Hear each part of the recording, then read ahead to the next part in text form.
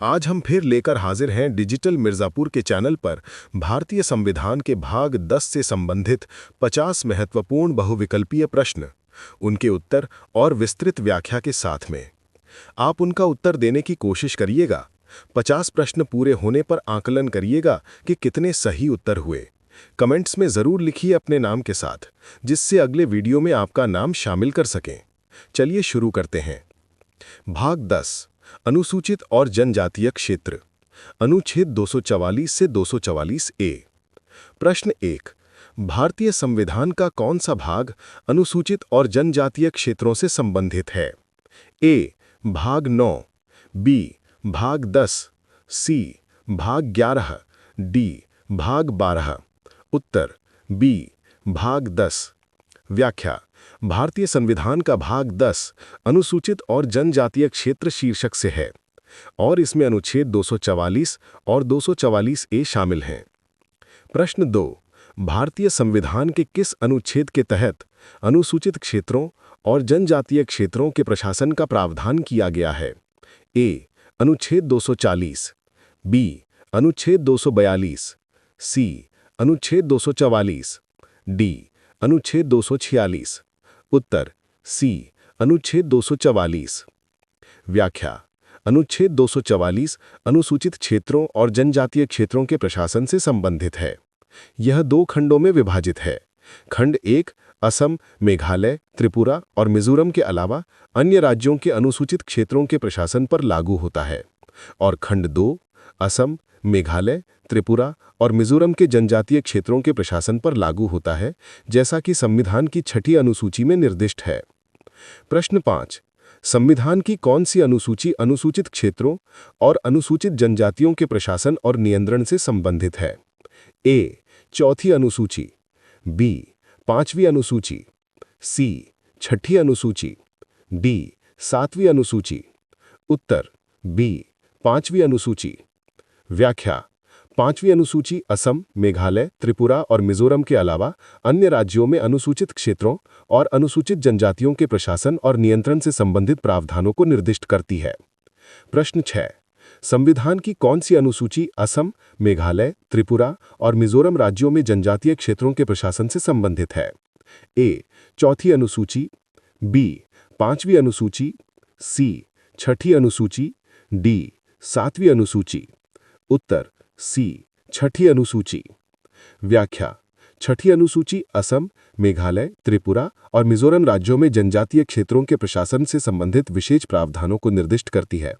प्रश्न 7, अनुच्छेद 244 के खंड 1 के तहत कौन सी अनुसूची के प्रावधान लागू होते हैं? ए. चौथी अनुसूची, बी. 5वीं अनुसूची, सी. 6ठी अनुसूची, डी. 7वीं अनुसूची। उत्तर बी. 5वीं अनुसूची। व्याख्या: अनुच्छेद 244 का खंड 1 कहता है कि असम, मेघालय, त्रिपुरा और मिजोरम के राज्यों के अलावा किसी भी राज्य में अनुसूचित क्षेत्रों और अनुसूचित जनजातियों के प्रशासन और नियंत्रण के लिए 5वीं अनुसूची के प्रावधान लागू होंगे। प्रश्न 6, अनुच्छेद 244 के खंड 2 के तहत कौन सी अनुसूची के प्रावधान लागू होते हैं? ए. चौथी अनुसूची, बी. 5वीं अनुसूची, सी. 6ठी अनुसूची, डी. 7वीं अनुसूची। उत्तर सी. 6ठी अनुसूची। व्याख्या: अनुच्छेद 244 का खंड 2 कहता है कि असम, मेघालय, त्रिपुरा और मिजोरम राज्यों के जनजातीय क्षेत्रों के प्रशासन के लिए 6ठी अनुसूची के प्रावधान लागू होंगे। प्रश्न 7, संसद को किस अनुच्छेद के तहत एक स्वायत्त राज्य बनाने और स्थानीय विधानमंडल या मंत्रिपरिषद बनाने का अधिकार है? ए. अनुच्छेद 244, बी. अनुच्छेद 244 ए, सी. अनुच्छेद 245, डी. अनुच्छेद 246। उत्तर बी. अनुच्छेद 244 ए। व्याख्या: अनुच्छेद 244 ए संसद को असम के भीतर कुछ जनजातीय क्षेत्रों को मिलाकर एक स्वायत्त राज्य बनाने और इस स्वायत्त राज्य के लिए एक स्थानीय विधानमंडल या एक मंत्रिपरिषद या दोनों का निर्माण करने का अधिकार देता है। प्रश्न 8, भारत के राष्ट्रपति को किस अनुसूची के तहत अनुसूचित क्षेत्रों के प्रशासन से संबंधित नियमों को अधिसूचित करने का अधिकार है? ए. तीसरी अनुसूची, बी. 5वीं अनुसूची, सी. 6ठी अनुसूची, डी. 8वीं अनुसूची। उत्तर बी 5वीं अनुसूची। व्याख्या। 5वीं अनुसूची के पैरा 5 के तहत राष्ट्रपति को राज्यपाल के परामर्श के बाद किसी राज्य में अनुसूचित क्षेत्रों के प्रशासन से संबंधित नियमों को अधिसूचित करने का अधिकार है। प्रश्न 10। राज्यपाल को 5वीं अनुसूची के तहत अनुसूचित क्षेत्रों के प्रशासन के संबंध में क्या भूमिका दी गई है? ए, वह पूरी तरह से राष्ट्रपति के निर्देशों पर निर्भर है। बी, वह अनुसूचित क्षेत्रों के प्रशासन के संबंध में वार्षिक रिपोर्ट प्रस्तुत करता है। सी, वह स्वयं नियमों को लागू कर सकता है। डी, उसकी कोई भूमिका नहीं है। उत्तर बी, वह अनुसूचित क्षेत्रों के प्रशासन के संबंध में संघ को एक रिपोर्ट प्रस्तुत करता है। प्रश्न 11। जनजाति सलाहकार परिषद ट्राइब्स एडवाइजरी काउंसिल TAC का गठन किस अनुसूची के तहत किया जाता है? ए, चौथी अनुसूची। बी, 5वीं अनुसूची। सी, छठी अनुसूची। डी, 7वीं अनुसूची। उत्तर है बी, 5वीं अनुसूची। व्याख्या। 5वीं अनुसूची के पैरा 4 के तहत प्रत्येक राज्य में जिसमें अनुसूचित क्षेत्र हैं, एक जनजाति सलाहकार परिषद का गठन किया जाएगा जिसमें 20 से अधिक सदस्य नहीं होंगे, जिनमें से लगभग 3/4 राज्य विधानसभा के अनुसूचित जनजातियों के प्रतिनिधि होंगे। प्रश्न 12। जनजाति सलाहकार परिषद का कर्तव्य क्या है? ए, राज्यपाल को अनुसूचित क्षेत्रों में कानून और व्यवस्था बनाए रखने की सलाह देना। बी, अनुसूचित जनजातियों के कल्याण और उन्नति से संबंधित मामलों पर सलाह देना। सी, अनुसूचित क्षेत्रों में विकास परियोजनाओं को मंजूरी देना। डी, राज्य सरकार के बजट को मंजूरी देना। उत्तर है बी, अनुसूचित जनजातियों के कल्याण और उन्नति से संबंधित मामलों पर सलाह देना। व्याख्या। जनजाति सलाहकार परिषद का कर्तव्य अनुसूचित जनजातियों के कल्याण और उन्नति से संबंधित ऐसे मामलों पर सलाह देना है जो राज्यपाल द्वारा उन्हें संदर्भित किए जा सकते हैं। प्रश्न 13। छठी अनुसूची के तहत स्वायत्त जिलों और स्वायत्त क्षेत्रों में कौन शासन करता है? ए, राज्य विधानमंडल। बी, जिला परिषद और क्षेत्रीय परिषद। सी, ग्राम पंचायतें। डी, राज्यपाल। उत्तर है बी, जिला परिषद और क्षेत्रीय परिषद। व्याख्या। छठी अनुसूची के तहत स्वायत्त जिलों और स्वायत्त क्षेत्रों का प्रशासन जिला परिषदों और क्षेत्रीय परिषदों द्वारा किया जाता है, जिन्हें विशिष्ट विधायी, कार्यकारी और न्यायिक शक्तियां प्राप्त हैं। प्रश्न 14। छठी अनुसूची के तहत स्वायत्त जिलों में जिला परिषद के कितने सदस्य होते हैं? ए, 20 से अधिक नहीं। बी, 25 से अधिक नहीं। सी, 30 से अधिक नहीं। डी, 35 से अधिक नहीं। उत्तर है सी, 30 से अधिक नहीं। व्याख्या। छठी अनुसूची के पैरा 2 के तहत एक जिला परिषद में 30 से अधिक सदस्य नहीं होंगे, जिनमें से 4 राज्यपाल द्वारा मनोनीत किए जाएंगे और शेष चुनाव द्वारा चुने जाएंगे। प्रश्न 15। जिला परिषद और क्षेत्रीय परिषद के चुनाव कौन आयोजित करता है? ए, भारत का चुनाव आयोग। बी, राज्य चुनाव आयोग। सी, संबंधित राज्य सरकार। डी, केंद्र सरकार। उत्तर है बी, राज्य चुनाव आयोग। व्याख्या। हालांकि संविधान में स्पष्ट रूप से उल्लेखित नहीं है कि जिला परिषद और क्षेत्रीय परिषद के चुनाव कौन आयोजित करेगा, व्यवहार में ये चुनाव संबंधित राज्य चुनाव आयोगों द्वारा आयोजित किए जाते हैं। प्रश्न 16। जिला परिषद और क्षेत्रीय परिषद की शक्तियों और कार्यों में क्या शामिल है? ए, भूमि, वन, नहरों के उपयोग, झूम खेती आदि पर कानून बनाना। बी, केंद्र सरकार के लिए कानून बनाना। सी, राज्य की रक्षा के लिए नीतियां बनाना। डी, अंतर्राष्ट्रीय संबंधों का प्रबंधन करना। उत्तर है ए, भूमि, वन, नहरों के उपयोग, झूम खेती आदि पर कानून बनाना। व्याख्या। छठी अनुसूची के पैरा 3 और 4 के तहत जिला परिषद और क्षेत्रीय परिषद को भूमि, वन, नहरों के उपयोग, झूम खेती, ग्राम प्रशासन, जनजातीय रीति रिवाज आदि से संबंधित मामलों पर कानून बनाने का अधिकार है। प्रश्न 17। छठी अनुसूची के तहत स्वायत्त क्षेत्रों में किन न्यायालयों की स्थापना की जा सकती है? ए, उच्च न्यायालय। बी, सत्र न्यायालय। सी, ग्राम न्यायालय और जिला परिषद न्यायालय। डी, सर्वोच्च न्यायालय। उत्तर है सी ग्राम न्यायालय और जिला परिषद न्यायालय। व्याख्या। छठी अनुसूची के पैरा 4 के तहत जिला परिषद और क्षेत्रीय परिषद कुछ मामलों की सुनवाई के लिए ग्राम न्यायालय और जिला परिषद न्यायालय स्थापित कर सकते हैं। प्रश्न 18। अनुच्छेद 244 ए को किस संविधान संशोधन अधिनियम द्वारा भारतीय संविधान में जोड़ा गया था? ए 20वां संशोधन अधिनियम, बी 22वां संशोधन अधिनियम, सी 24वां संशोधन अधिनियम, डी 26वां संशोधन अधिनियम। उत्तर है बी 22वां संशोधन अधिनियम। व्याख्या। अनुच्छेद 244 ए को 1969 के 22वें संशोधन अधिनियम द्वारा भारतीय संविधान में जोड़ा गया था। प्रश्न 19। किस राज्य में 5वीं अनुसूची के प्रावधान लागू नहीं होते हैं? ए छत्तीसगढ़, बी झारखंड, सी असम, डी ओडिशा। उत्तर है सी असम। व्याख्या। 5वीं अनुसूची असम, मेघालय, त्रिपुरा और मिजोरम के अलावा राज्य के अनुसूचित क्षेत्रों और जनजातियों के प्रशासन से संबंधित है। असम में 6ठी अनुसूची के प्रावधान लागू होते हैं। प्रश्न 20। किस राज्य में 6ठी अनुसूची के प्रावधान लागू होते हैं? ए राजस्थान, बी गुजरात, सी मेघालय, डी महाराष्ट्र। उत्तर है सी मेघालय। व्याख्या। 6ठी अनुसूची असम, मेघालय, त्रिपुरा और मिजोरम राज्यों के जनजातीय क्षेत्रों के प्रशासन से संबंधित है। प्रश्न 21। अनुच्छेद 244 ए के तहत स्वायत्त राज्य बनाने का मुख्य उद्देश्य क्या था? ए जनजाति क्षेत्रों में अलगाववादी आंदोलन को बढ़ावा देना, बी जनजाति प्रभावी को मुख्य धारा से अलग करना, सी असम के भीतर विशिष्ट जनजाति क्षेत्रों को अधिक स्वायत्तता और स्वशासन की अनुमति देना, डी राज्य सरकार की शक्तियों को कम करना। उत्तर है सी असम के भीतर विशिष्ट जनजाति क्षेत्रों को अधिक स्वायत्तता और स्वशासन की अनुमति देना। व्याख्या। अनुच्छेद 244 ए का उद्देश्य असम के भीतर कुछ जनजातीय क्षेत्रों को अपनी विशिष्ट पहचान और संस्कृति को बनाए रखने के लिए अधिक स्वायत्तता और स्वशासन की अनुमति देना था। प्रश्न 22। राष्ट्रपति के पास अनुसूचित क्षेत्रों के संबंध में कौन सी शक्ति है?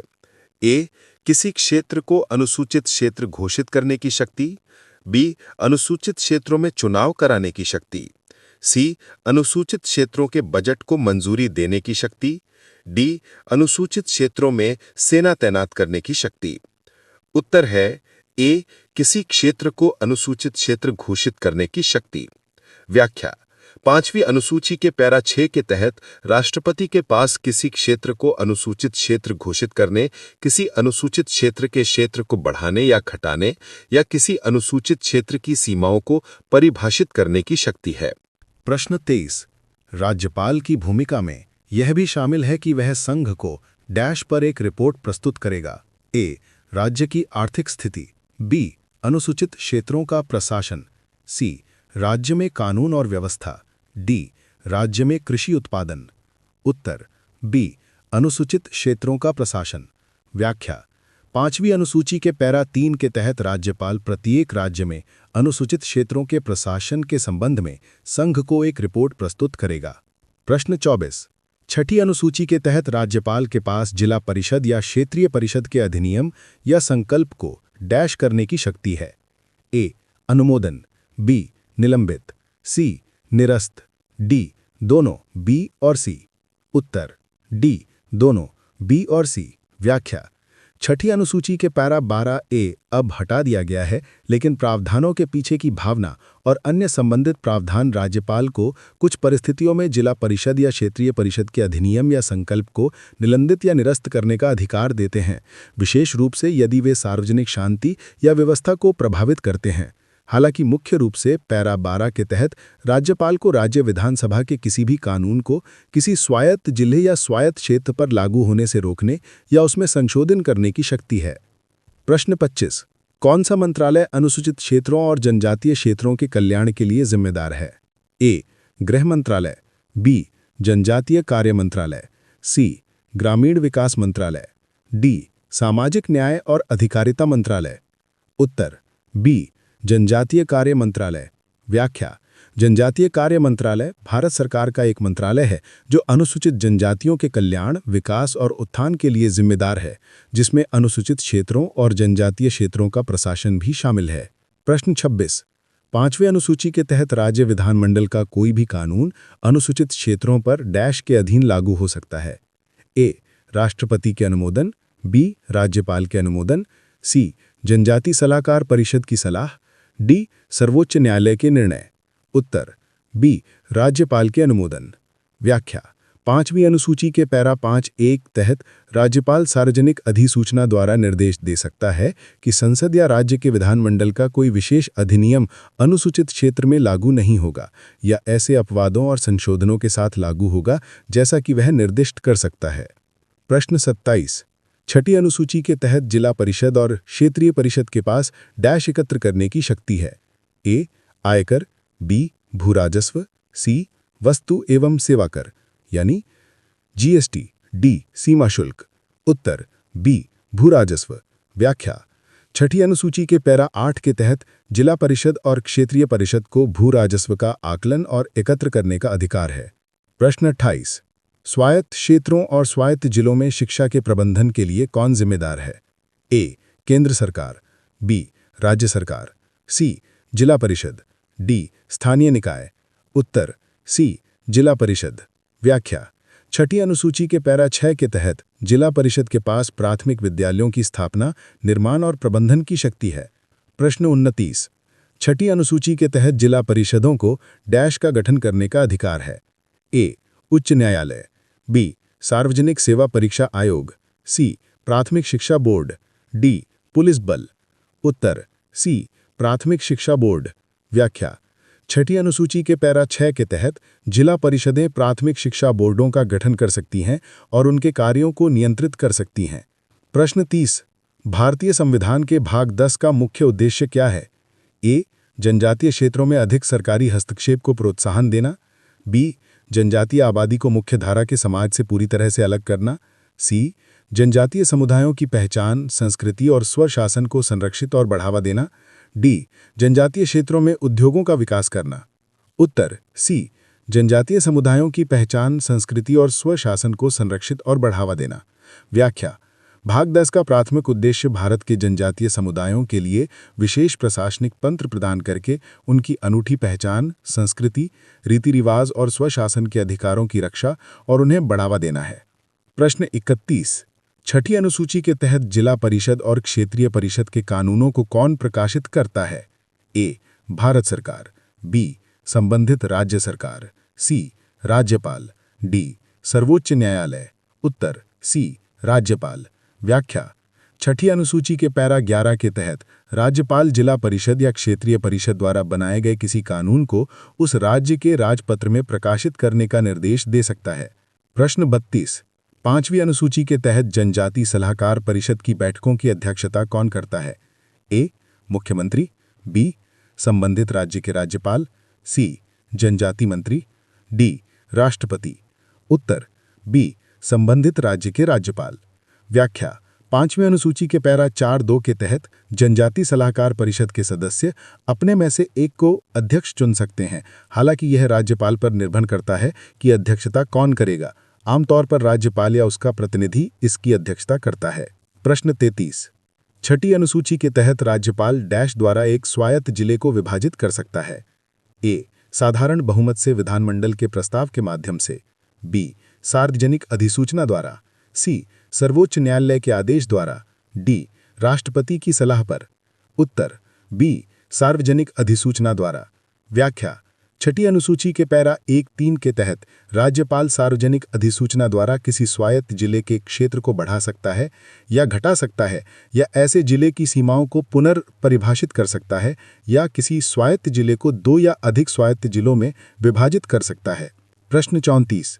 6ठी अनुसूची के तहत जिला परिषद और क्षेत्रीय परिषद के कानूनों पर डैश का अनुमोदन आवश्यक है। ए. राज्य विधानमंडल, बी. राज्यपाल, सी. राष्ट्रपति, डी. उच्च न्यायालय। उत्तर बी. राज्यपाल। व्याख्या। 6ठी अनुसूची के पैरा 11 के तहत जिला परिषद या क्षेत्रीय परिषद द्वारा बनाए गए किसी कानून को तब तक प्रभाव नहीं होगा जब तक कि राज्यपाल उसे अपनी सहमति ना दे दे। प्रश्न 35। अनुच्छेद 244 ए के तहत संसद को स्वायत्त राज्य बनाने के लिए किस प्रकार के बहुमत की आवश्यकता होती है? ए. साधारण बहुमत, बी. विशेष बहुमत संविधान संशोधन के समान, सी. राष्ट्रपति का पूर्ण विवेकाधिकार, डी. राज्य विधानमंडल की सहमति। उत्तर है ए. साधारण बहुमत। व्याख्या: अनुच्छेद 244 ए के तहत संसद को एक स्वायत्त राज्य बनाने और उसके लिए विधानमंडल या मंत्री परिषद बनाने के लिए एक साधारण कानून बनाने की आवश्यकता होती है, जिसके लिए संसद में साधारण बहुमत की आवश्यकता होती है, न कि संविधान संशोधन के लिए विशेष बहुमत की। प्रश्न 36। 5वीं अनुसूची के तहत राज्यपाल किसी अनुसूचित क्षेत्र में किसी कानून के संचालन को डैश कर सकता है? ए. स्थायी रूप से रोक, बी. निलंबित, सी. रद्द, डी. केवल संशोधित। उत्तर है बी. निलंबित। व्याख्या: 5वीं अनुसूची के पैरा 5(1) के तहत राज्यपाल निर्देश दे सकता है कि संसद या राज्य के विधानमंडल का कोई विशेष अधिनियम अनुसूचित क्षेत्र में लागू नहीं होगा या ऐसे अपवादों और संशोधनों के अधीन लागू होगा जैसा कि वह निर्दिष्ट कर सकता है। यह एक प्रकार का निलंबन है। प्रश्न 37। 6ठी अनुसूची के तहत स्वायत्त जिलों और क्षेत्रों में पुलिस प्रशासन किसके नियंत्रण में होता है? ए. केंद्रीय पुलिस बल, बी. राज्य पुलिस बल, सी. जिला परिषद, डी. राज्यपाल। उत्तर है सी. जिला परिषद, कुछ हद तक। व्याख्या: जिला परिषदों के पास कानून और व्यवस्था बनाए रखने के लिए अपने क्षेत्राधिकार में ग्राम प्रशासन और कुछ न्यायिक शक्तियां होती हैं। हालांकि बड़े पैमाने पर पुलिस प्रशासन राज्य सरकार के नियंत्रण में रहता है, लेकिन जिला परिषदों की स्थानीय पुलिसिंग और न्याय में भूमिका होती है। प्रश्न 38। 6ठी अनुसूची के तहत जिला परिषद और क्षेत्रीय परिषद के सदस्यों का कार्यकाल कितना होता है? ए. 3 साल, बी. 4 साल, सी. 5 साल, डी. 6 साल। उत्तर है सी. 5 साल। व्याख्या: 6ठी अनुसूची के पैरा 2(4) के तहत प्रत्येक जिला परिषद और प्रत्येक क्षेत्रीय परिषद यदि पहले भंग ना की गई हो तो अपनी पहली बैठक के लिए नियत तारीख से 5 साल तक जारी रहेगी। प्रश्न 39। 6ठी अनुसूची के तहत स्वायत्त जिलों और क्षेत्रों के भीतर भूमि का अधिग्रहण किसके द्वारा किया जा सकता है? ए. केंद्र सरकार, बी. राज्य सरकार, सी. जिला परिषद, डी. ग्राम सभा। उत्तर है बी. राज्य सरकार। व्याख्या: हालांकि जिला परिषदों के पास भूमि के प्रबंधन और निपटान से संबंधित कानून बनाने की शक्ति है, लेकिन भूमि का अंतिम अधिग्रहण राज्य सरकार द्वारा ही किया जाता है, लेकिन जनजातीय अधिकारों और जिला परिषदों की शक्तियों को ध्यान में रखा जाता है। प्रश्न 40। 5वीं अनुसूची के तहत अनुसूचित क्षेत्रों में खनिज संसाधनों के पट्टे और आवंटन के संबंध में राज्यपाल की क्या भूमिका है? ए. वह पूरी तरह से केंद्र सरकार के निर्देशों का पालन करता है, बी. वह राज्य सरकार की नीति का आंखबंद करके पालन करता है, सी. वह जनजाति सलाहकार परिषद से परामर्श करने के बाद निर्णय लेता है, डी. उसकी कोई भूमिका नहीं है। उत्तर है सी. वह जनजाति सलाहकार परिषद से परामर्श करने के बाद निर्णय लेता है। व्याख्या: 5वीं अनुसूची के पैरा 5(1) के तहत राज्यपाल को अनुसूचित क्षेत्रों में भूमि के संबंध में कुछ कानून, विशेषतः खनिज संसाधनों के पट्टे और आवंटन के संबंध में जनजाति सलाहकार परिषद से परामर्श के बाद लागू करने या संशोधित करने की शक्ति है। प्रश्न 41। अनुच्छेद 244 और 244 ए भारतीय संविधान के किस भाग में निहित है? ए. भाग 9, बी. भाग 10, सी. भाग 11, डी. भाग 12। उत्तर है बी. भाग 10। व्याख्या: अनुच्छेद 244 और 244 ए भारतीय संविधान के भाग 10 के अंतर्गत आते हैं। प्रश्न 42। 6ठी अनुसूची के तहत जिला परिषद और क्षेत्रीय परिषद के पास डैश पर कानून बनाने की शक्ति है? ए. रक्षा, बी. विदेशी मामले, सी. स्थानीय रीति रिवाज, डी. बैंकिंग। उत्तर है सी. स्थानीय रीति रिवाज।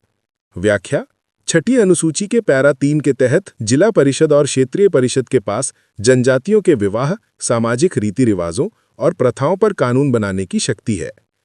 प्रश्न 43। 5वीं अनुसूची के तहत अनुसूचित क्षेत्रों में पैसा उधार देने वालों को विनियमित करने की शक्ति किसके पास है? ए. केंद्र सरकार, बी. राज्य सरकार, सी. राज्यपाल, डी. जनजातीय सलाहकार परिषद। उत्तर है सी. राज्यपाल। व्याख्या: 5वीं अनुसूची के पैरा 5(2) के तहत राज्यपाल सार्वजनिक अधिसूचना द्वारा अनुसूचित क्षेत्रों में साहूकारों के व्यवसाय और अनुसूचित जनजातियों द्वारा भूमि के आवंटन को विनियमित करने के नियम बना सकता है। प्रश्न 44। किस संविधान संशोधन अधिनियम ने कुछ उत्तर पूर्वी राज्यों में स्वायत्त जिलों के प्रशासन के संबंध में प्रावधानों को संशोधित किया था? ए. 42वां संशोधन अधिनियम, बी. 44वां संशोधन अधिनियम, सी.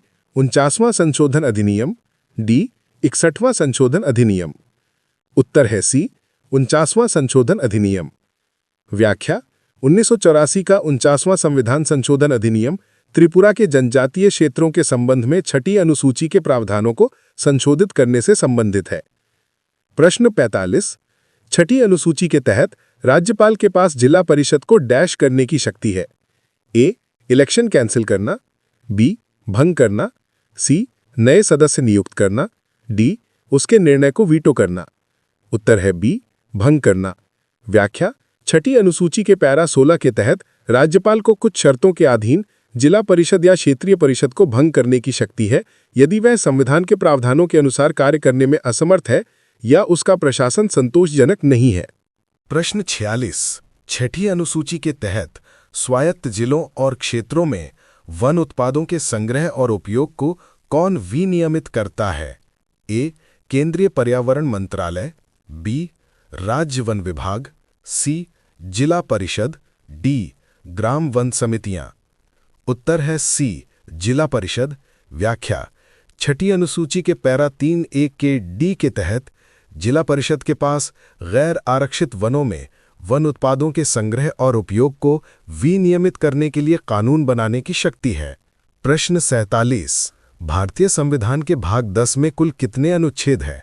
ए. 1, बी. 2, सी. 3, डी. 4। उत्तर है बी. 2।